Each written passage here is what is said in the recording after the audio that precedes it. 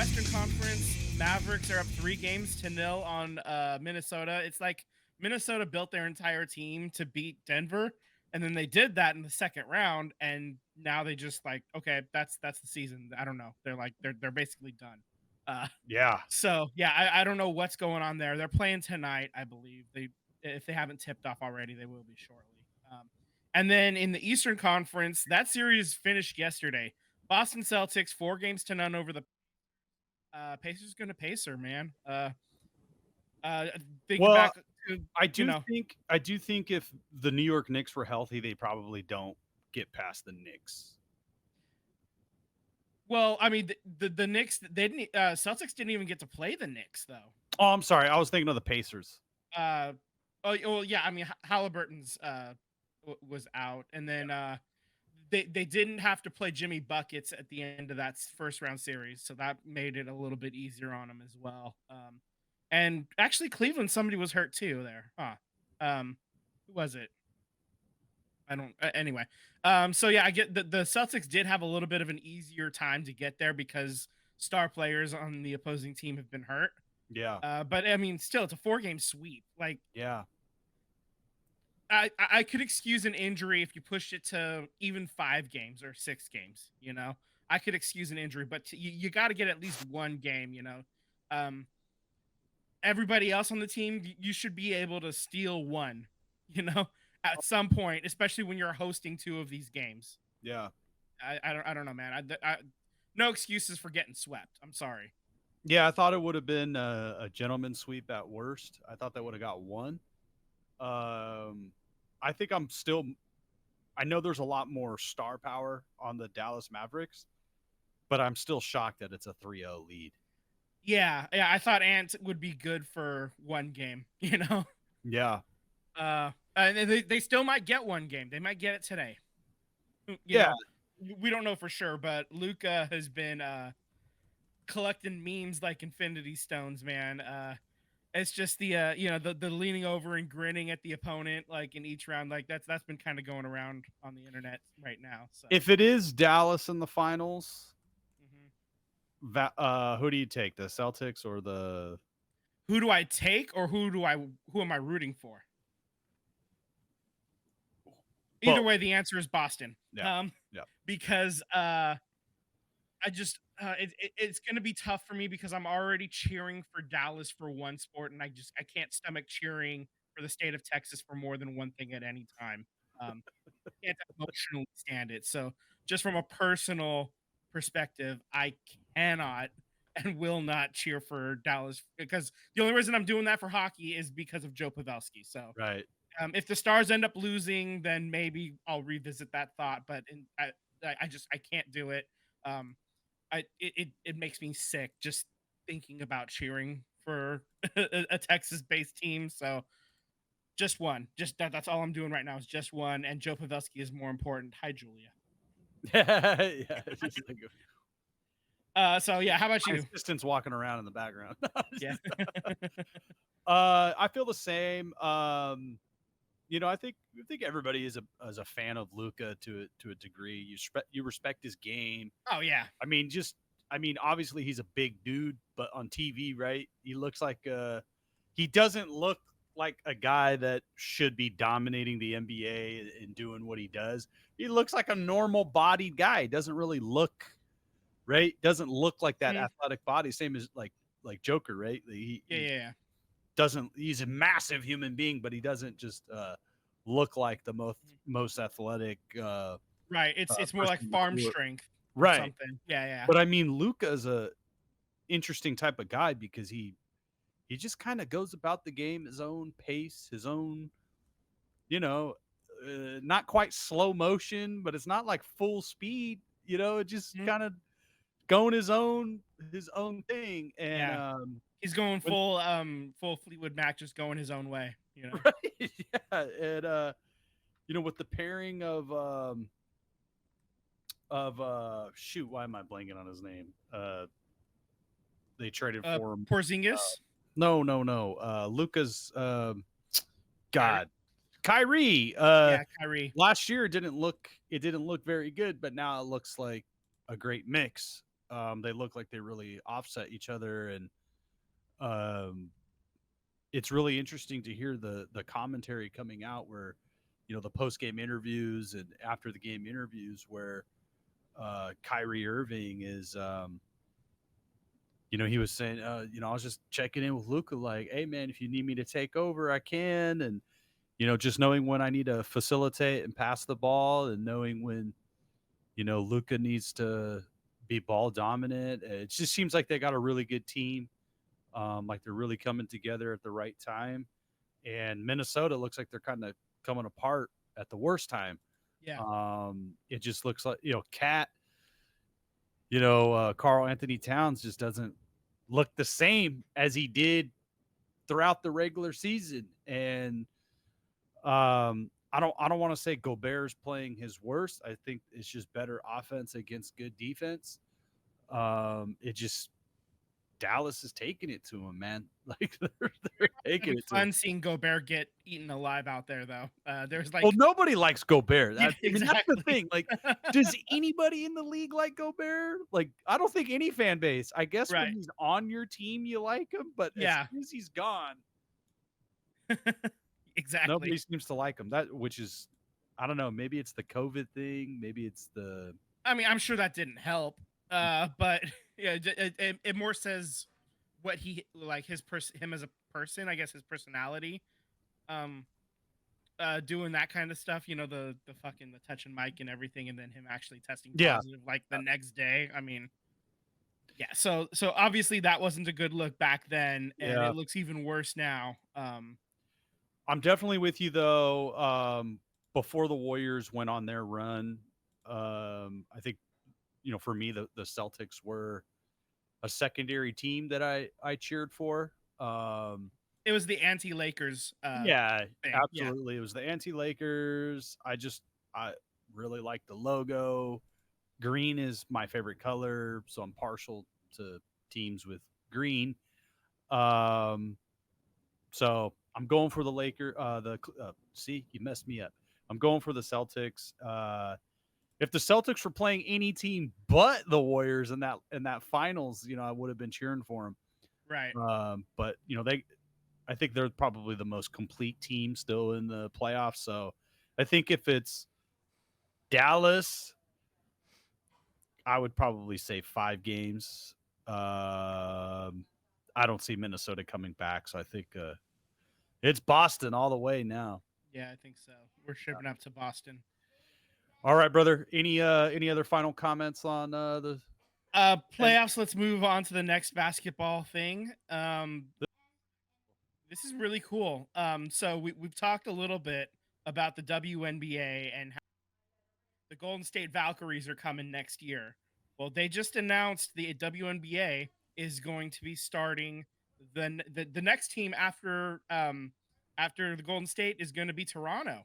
So Toronto's getting their team, an expansion WNBA team. The photo that we have up is actually Scotiabank Arena, and there's a WNBA Canada game that happened there. So they're just kind of showing the teams playing there for an exhibition style game.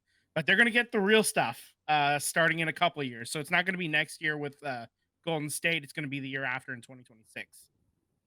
So that's noteworthy, and we'll see how that goes. If they're following a similar timeline, they're going to start getting a lot of their executives and front office type people in place over the next year, and then right around the time the season starts next year, they'll probably announce what their actual name is going to be.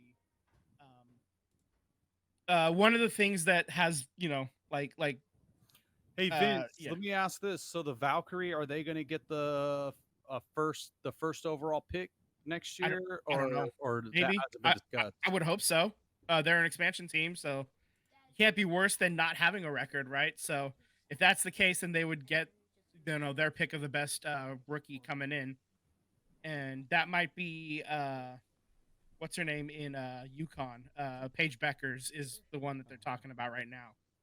She's the leader going in right now. Right. So Absolutely. and Paige Beckers did say that she really liked the color scheme and everything. So for the Golden State Valkyries. So come on over. You know, it'll be fun. Yeah. No, So. that's it's great. It's great that the game is growing. Mhm. I watched there was NBA games, but there was like some in between takes with some former NBA ball players. They were talking about like what is there 14 teams right now? So there's 12, I believe. Golden State is going to be the 12, 13th, and then and they're then getting to 14. Toronto is going to get them to 14. And just the because they were talking about Caitlin Clark and how difficult it's been for her to get a win right on her Right. team, and one of the things that they were going over was, well, she's the number one overall pick. You're hearing about all this hype about her, so she's getting the best out of everybody. Everybody just wants to take it to her because she's the number one overall pick, and there's all this hype, right? And Right. we see that in other sports. We see that in Oh yeah. every sport, men or women. The number one pick, you want to go after that pick. You're gonna get picked on. Give them their Um, welcome to the league moment. exactly. The other thing is, and I think this is kind of true, like, is that because there's only 12 teams right now, look at the Las Vegas Aces for a pro team. They're loaded. Mhm. There's a lot of Yeah, me and Tyler talked a little bit about it last week. How like with only 12 teams in the league, that's 12 players per team. You're right. talking about 144 total players. So every single one of these teams are stacked with like extremely talented players. Absolutely. So it's going to be good that the league gets to that 14 and continues to grow. And I think it's Mhm. I know a lot of people are not fans of WNBA. I'm not here saying that I watch the league, um, you know, day in and day out. Maybe that'll change a little more with the Valkyrie in our backyard. Yeah, Um, but I think it's good from just a jobs perspective, man. absolutely. You have a daughter and she has the opportunity to play in the WNBA and have life altering money. That's a good thing. A Yeah, we're life talking altering that's 12, career, 12 more jobs, you know? broadcasting. So I Yeah. mean, anybody who wants to dump on it, it's just, there's a bigger picture. Um, and there's plenty of people who enjoy it. It's getting out to more and more people, and I think the league is doing a better job of getting games on air and advertising its stars. I mean, look at the Las Vegas Aces, right? There's that weird investigation happening with them Yeah, because the yeah, yeah. entire team got signed to an image deal or something going Yeah, on. everybody basically got 100K for Right. winning And the I chip. guess Yeah. the teammates, the more star power teammates were saying, well, we're only going to do it if you pay everybody. And, so they kind of got unified. Hey, you know what? Mhm. Anything to help your teammates get paid, I think is a good thing. So, Yeah, and uh, and honestly, the women's league especially, they're really good about sticking up for one another. Like because it's a smaller fraternity, so to speak, a sorority, I guess. Um, it's more a lot more tight knit. They're really sticking up for one another, and they always have really. There's a history of whenever there's been something going on that hasn't been all that great, they're the first ones to stick up for each other, and it's a great role model, absolutely. for everybody in general. In Yeah, closing for this, they unify. absolutely. In closing for this Toronto expansion team, they haven't released a name or logo or anything, right? It's No, just announced. So they just announced, hey, the next franchise is going to Toronto, and they're going to start playing in 2026. I'm wondering if the Valkyrie are going to get the number one overall pick. I wonder if that's what the WNBA is going to do is like as they introduce is you know keep Yeah. do one team a year, Mhm. so that these teams can get a number one overall pick and start to build out their roster a little bit too. Yeah, I mean, I think I'd like to see the W get up to 16 teams. You know, obviously with Toronto, that'll get them up to 14. I think if you choose the right market, 16 is very sustainable. And obviously, in the last few years, the WNBA has grown exponentially. So Hmm. this is if you choose the right markets, that growth is going to continue, man. It's coming, and you have a lot of really talented players leading the way on the forefront. Absolutely. Whatever I'm trying to say. Absolutely. it's great that the game is growing. That's good news. Moving on to a little bit of some sad news. You know, we lost a person in the NBA world, Bill Walton, Hmm. and a man who, I mean, man, growing up, uh, for me, I got to experience the Bill Walton experience as a broadcaster. I didn't get to see him play. Right. Yeah, he was a little bit before our time. So I got to, see him see him and hear him as a broadcaster and a television personality, and Larger than life, you and know. he just kind of, today, the local radio stations did a pretty good job on having some old interviews and having guests from ESPN, Fox Sports, Pac-10, Pac-12, all of that stuff, and kind of sharing old interviews. So they busted out some of the old audio interviews and clips, and I was like so shocked that I remembered so many of them, like off the Right. top of my head, to say, "Oh, you remember that Bill Walton quote or Hmm. whatever?" Like I wasn't, I didn't remember, but then when you start to hear it again, you're like, "Oh my god, I remember that." Yeah. And just what a positive energy, and it was just great to hear his voice and to see how positive he was, and how much love he had, love for his fellow man, no matter if he met you or not. Hmm. Just how much of a ambassador of life and the game, and it was just really something special to hear Yeah.